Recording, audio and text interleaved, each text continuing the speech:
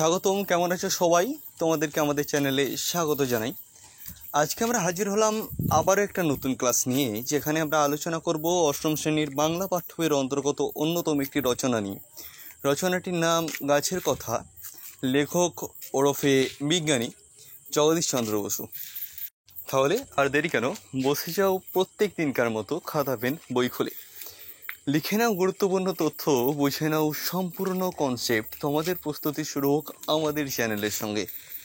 তো আর কথা না বাড়িয়ে চলো শুরু করা যাক। শুরু করছি অষ্টম শ্রেণীর বাংলা পাঠ্যের অন্তর্গত লেখক জগদীশ চন্দ্র বসু রচিত গাছের কথা নামক পাঠ্য রচনার সম্পূর্ণ।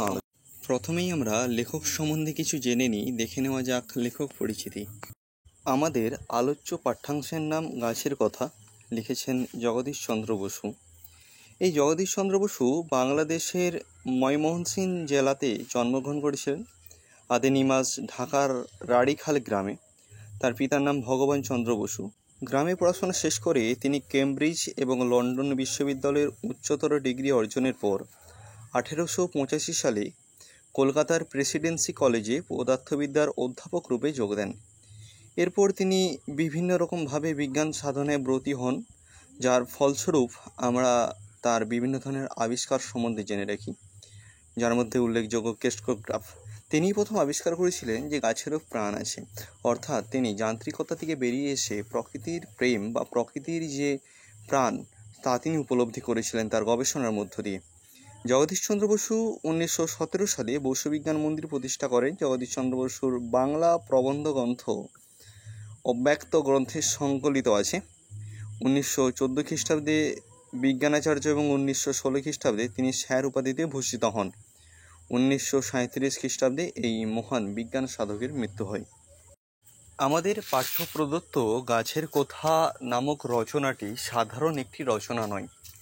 ইহা জগদীশচন্দ্র বসুর যে বিজ্ঞান সাধনার জন্য বা বিজ্ঞান সাধনার ফলে বিভিন্ন ধরনের প্রবন্ধ রচনা হয়, সেই রচনার একটি অংশ।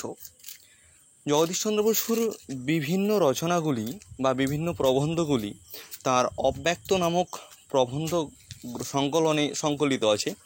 তাই ওই অব্যক্ত নামক প্রবন্ধ সংকলন থেকেই গাছের কথা নামক পাঠ্য রচনাটি বা পাঠ্যাংশটি নেওয়া হয়েছে।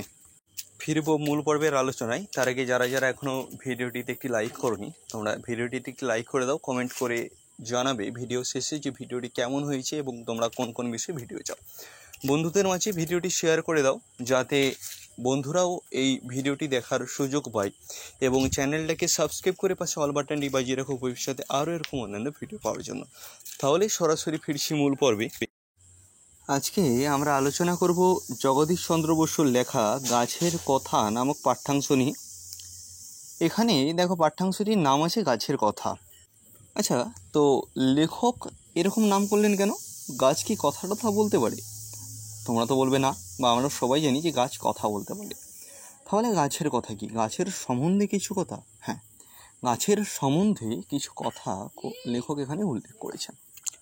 এখানে বক্তব্য হলো এটাই যে জগদীশচন্দ্র বসু প্রথম আবিষ্কার করেছিলেন যে গাছেদেরও প্রাণ আছে, এবং তাদের যে প্রাণসুলভ দৃষ্টিভঙ্গি একজন মানুষের মতো, একজন প্রাণীর মতো, সেটাই তিনি বর্ণনা করছেন। দেখো এখানে বলছেন, আগে যখন একা মাঠে কিংবা পাহাড়ে বেড়াইতে যাইতাম তখন সব খালি খালি লাগতো। তারপর গাছ পাখি কীটপতঙ্গ দিগকে ভালোবাসিতে শিখিয়াছি, সে অবধি তাদের অনেক কথা বুঝিতে পারি, আগে যাহা পারিতাম না। অর্থাৎ আগে যখন লেখক বেড়াতে যাইতেন তখন তো তার ওই পরিবেশ সম্বন্ধে এত জ্ঞান ছিল না, সেই জন্যই স্বভাবভাবেই তিনি পরিবেশের যে প্রাণ সেটা তিনি বুঝতে পারতেন না। কিন্তু পরবর্তীকালে তিনি যখন জানতে পারলেন বা সব কিছু বুঝতে পারলেন, তখন তিনি পরিবেশেরও যে প্রাণ আছে, পরিবেশও যে কথা বলতে পারে, তাদের সেই না বলা কথা, যে অদৃশ্য কথা বা অদৃশ্য দৃষ্টি, সব যেন তিনি উপলব্ধি করলেন। এই যে গাছগুলো কোনো কথা বলে না, ইহাদের যে আবার একটা জীবন আছে, আমাদের মতো আহার করে, দিন দিন বাড়ে, আগে সব কিছুই জানিতাম না।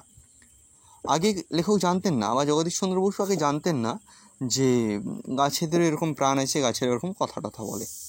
কিন্তু এখন তিনি বুঝতে পারেন, এখন বুঝিতে পারিতেছি। এখন ইহাদের মধ্যেও আমাদের মতো অভাব দুঃখ কষ্ট দেখিতে পাই। জীবন ধারণ করিবার জন্য ইহাদিগকে কেউ সর্বদা ব্যস্ত থাকিতে হয়। এখানে জগদীশচন্দ্র বসু বোঝাতে চাইলেন যে ইহারাও যে আমাদের মতো জীবন ধারণ করে, ইহাদেরও যে আবেগ প্রবেগ কষ্ট আছে, সেগুলো এখানে লেখক টের পান। এখানেও তিনি বলছেন যে কষ্টে পড়িয়া ইহাদের মধ্যেও কেহ কেহ চুরি ডাকাতি করে। মানুষের মধ্যে যেরূপ সদ্গুণ আছে, ইহাদের মধ্যেও তাহার কিছু কিছু দেখা যায়। বৃক্ষদের মধ্যে একে অন্যকে সাহায্য করিতে দেখা যায়, ইহাদের মধ্যে একের সহিত অপরের বন্ধুত্ব হয়। তারপর মানুষের সর্বোচ্চ গুণ যে স্বার্থত্যাগ, গাছেও তাহা দেখা যায়। মা নিজের জীবন দিয়া সন্তানের জীবন রক্ষা করে, সন্তানের জন্য নিজের জীবন দান উদ্ভিদেরও সচরাচর দেখা যায়। গাছের জীবন মানুষের জীবনের ছায়ামাত্র। ক্রমে এসব কথা তোমাদিগকে বলবো। এখানে জগদীশচন্দ্র বসু বোঝাতে চাইলেন যে একজন মানুষ তার যেভাবে জীবন ধারণ করে প্রাণী হিসেবে, একজন উদ্ভিদ বা একটা উদ্ভিদেরও যে প্রাণ আছে, সেও কিন্তু মানুষের মতোভাবেই জীবনযাপন করে। মানুষের যে দুঃখ কষ্ট আবেগ প্রবেগ ক্ষোভ বিক্ষোভ সব উদ্ভিদের মধ্যে আছে। এমনকি মানুষের যে একদম সব থেকে সর্বোচ্চ গুণ যেটা হচ্ছে স্বার্থত্যাগ, সেটা উদ্ভিদের মধ্যে লক্ষ্য করা যায়। যদি এখনকার মানুষের মধ্যে স্বার্থত্যাগটা খুবই কম লক্ষ্য করা যায়, তবু তোমরা শুষ্ক গাছের ডাল সকলেই দেখিয়াছ। মনে করো কোনো গাছের তলাতে বসিয়াছে, ঘন সবুজ পাতায় গাছটি ঢাকা, ছায়াতে তুমি বসিয়াছ। গাছের নিচে একপাশে একখানি শুকনো ডাল পড়িয়াছে। একসময় এই ডালে কত পাতা ছিল, সব শুকাইয়া গিয়েছে, আর ডালের গোড়ায় উই ধরিয়াছে। এখানে লেখক বোঝাতে চাইলেন যে কোথাও না কোথাও গিয়েও ওই যে একটা সজীব ডাল এবং শুকনো ডাল, তাও যেন আমাদের জীবনের বার্তা বহন করে। সজীব ডাল যেমন সময়ের সঙ্গে সঙ্গে আস্তে আস্তে বেড়ে তার সজীবতাকে রক্ষা করে, আবার একটা যে ডাল বা যে ডালটা কেটে শুকনো হয়ে আছে, সেও আস্তে আস্তে ক্ষয়ে পরিবেশের সঙ্গে মিশে যায়। অর্থাৎ এই যে জীবন বা তার পরবর্তীকালের এই যে দ্বিমুখী ধারণা, তাকেই লেখক এখানে পোষণ করেছেন। এই দেখো, তারপরে লেখক ওরূপে প্রাবন্ধিক একই কথাই বলেছেন যে তাহার পরে যে আর কিছুকাল পরেও ইহার চিহ্ন থাকিবে না। আচ্ছা বলো তো, এই গাছ আর এই মোটা ডালের কী প্রভেদ? গাছটি বাড়িতেছে আর মোটা ডালটি ক্ষয় হয়েছে, ঠিক যেরকম বললাম সেরকমই এখানে বলেছে। আবার জীবিত প্রাণী নড়ে চড়ে লক্ষণ তাদের মধ্যে প্রকাশ পায়, ঠিক সেরকমভাবেই যারা নড়ে চড়ে না বা যারা জীবিত নয়, তাদেরও ঠিক সেই রকম লক্ষণ প্রকাশ পায় যে তারা নড়ে চড়ে না বা তারা আর পাঁচটা জীবের মতো নেই। জীবিত বস্তুতে গতি দেখা যায়, জীবিত বস্তু বাড়িয়া থাকে। কেবল ডিমে জীবনের কোনো চিহ্ন দেখা যায় না, ডিমে জীবন ঘুমাইয়া থাকে। উত্তাপ পাইলে ডিম হইতে পাখির ছানা জন্মলাভ করে। বীজগুলি যেন গাছের ডিম, বীজের মধ্যেও এরূপ গাছের শিশু ঘুমাইয়া থাকে। মাটির উত্তাপ জল পাইলে বীজ বৃক্ষ শিশুতে পরিণত হয়।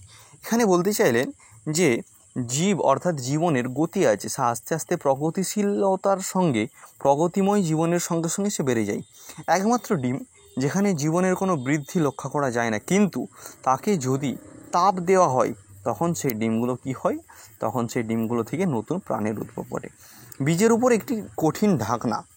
এখানটা আমি একটু নিজের মতো করে তোমাদেরকে ব্যাখ্যা করি যে কোনো গাছের বা গাছের যে কোনো বীজ তোমরা যদি দেখো, তার বাইরেটা একটা শক্ত আবরণ বা আস্তরণ থাকে, যার ভেতর মূল যে বীজ অর্থাৎ বীজপত্র এবং মূল যে বীজ সেইগুলো লক্ষ্য করা যায়।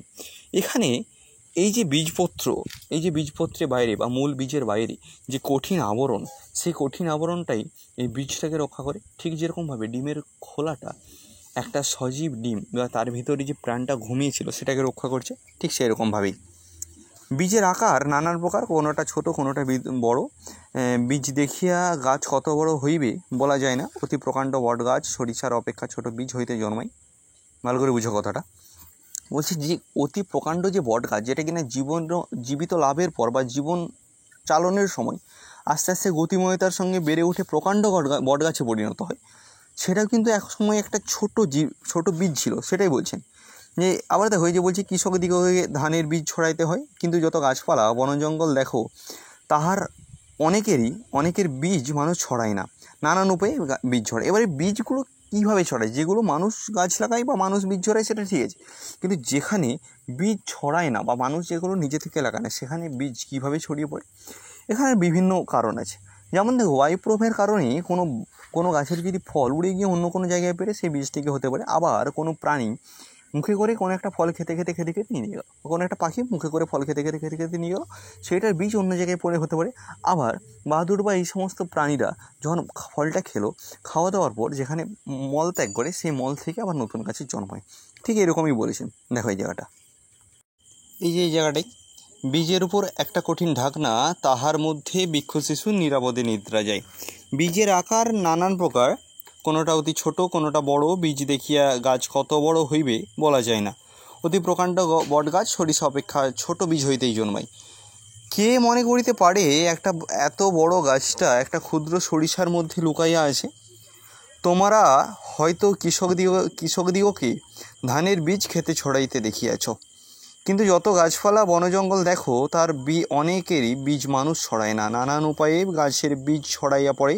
দেখো এই জায়গাটা যেগুলো ঠিক আমি বললাম, গাছ পাখিরা ফল খাইয়া দূর দেশে বীজ লইয়া যায়।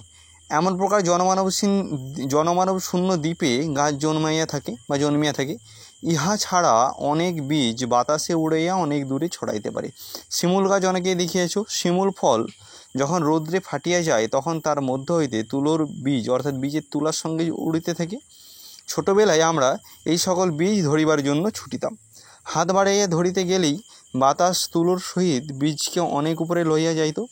এই প্রকার দিনরাত্রি দেশ দেশান্তরে বীজ ছড়াইয়া পড়িত। প্রত্যেক বীজ হইতে গাছ জন্মে কিনা কেহ বলিতে পারে না। হয়তো কঠিন পাথরের উপর বীজ পড়িলে সেখান থেকে অঙ্কুর বাহির হইতে পারিল না।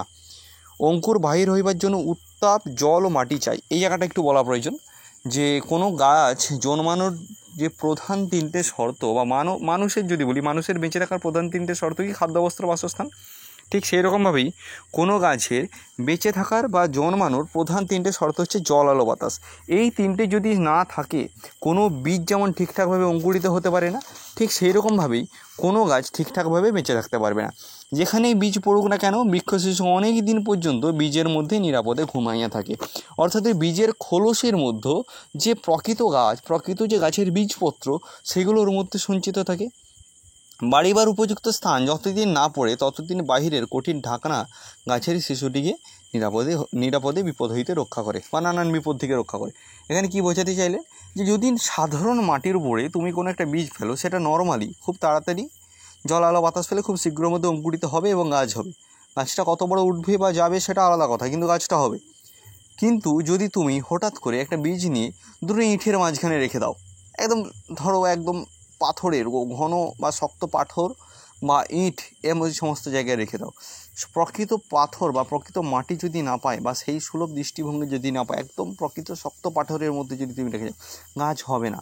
অপেক্ষা করবে সেই সময়ের, যেই সময়ে গিয়ে গাছ সেখানে অঙ্কুরিত হওয়ার সঠিক পরিস্থিতিটা পাবে। ভিন্ন ভিন্ন সময়ে ভিন্ন ভিন্ন বীজ পাকিয়ে থাকে। আম, লিচুর বীজ বৈশাখ মাসে পাকে, ধান, জব ইত্যাদি আশ্বিন, কার্তিক মাসে পাকিয়ে থাকে। মনে করো একটি গাছের বীজ আশ্বিনে মাসে পাকিয়েছে। আশ্বিন মাসের শেষে বড় ঝড় হয়। ঝড়ে পাতা ও ছোট ছোট ডাল ছিঁড়িয়া চারিদিকে পড়িতে থাকে। এইরূপ বীজগুলি চারিদিকে ছড়াইয়া পড়ে। প্রবল বাতাসের বেগে কোথায় উড়িয়া যায় কে বলিতে পারে। মনে করো একটি বীজ সমস্ত দিনরাত্রি মাটিতে লুটাইতে লুটাইতে একখানা ভাঙা ইঁট কিংবা মাটির ঢেলার নিচে আশ্রয় নেয়। Mind it. মনে করতে হবে কিছু কিছু বীজ মাটিতে লুটাইতে লুটাইতে যখন কোনো একটা মাটির ঢেলা বা ইঁটের নিচে আশ্রয় নেয়, কোথাও ছিল, কোথা থেকে আসে এলো, ক্রমে ক্রমে ধুলো পড়ে মাটিতে বীজটা ঢাকা পড়ে।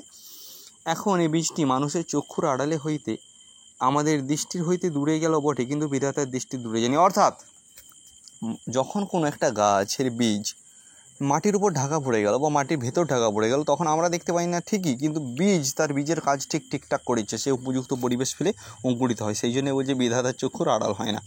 পৃথিবী মাতার নেই, তাহাকে কোলে তুলিয়া লইলেন।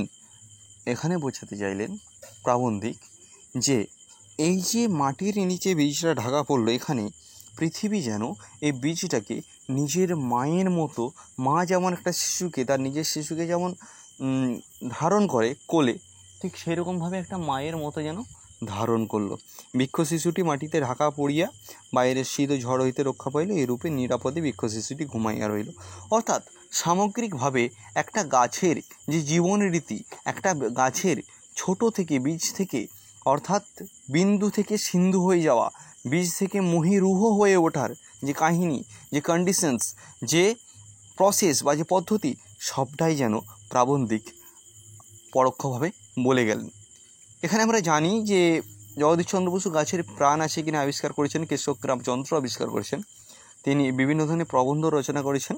তো তার অন্যতম একটি গাছের নিয়ে লেখা যে বিভিন্ন প্রবন্ধ, তার মধ্যে অন্যতম একটি অংশ হলো এটি।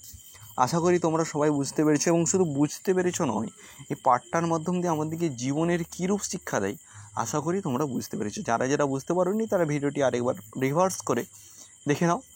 আরেকবার তোমাদের কাছে একটি অনুরোধ রইল, চ্যানেলটিকে সাবস্ক্রাইব করে পাশে অল বাটনটি বাজিয়ে দাও ভবিষ্যতে আরও এরকম অন্যান্য বিষয় রিলেটেড ভিডিও পাওয়ার জন্য। ভিডিওটিতে একটি লাইক করো, কমেন্ট করে জানিয়ে দাও ভিডিওটি কেমন হয়েছে এবং বন্ধুদের মাঝে শেয়ার করো। এবার আমরা স্ক্রিনে দেখতে পাচ্ছি আজকের হোমওয়ার্কের প্রশ্নটি। তোমরা এই হোমওয়ার্কের প্রশ্নের উত্তরটা কমেন্ট বক্সের মাধ্যমে দাও, দেখে নাও তোমরা কতটা প্রস্তুত হলে। তো আজকের পর্ব এই পর্যন্তই, দেখা হচ্ছে আরও অন্য একটি পর্বে। ততক্ষণ পর্যন্ত সুস্থ থেকো, ভালো থেকো, পরিবারের খেয়াল রেখো, আমাদের সঙ্গে থেকো, পড়াশোনাটা চালিয়ে যাও। ধন্যবাদ।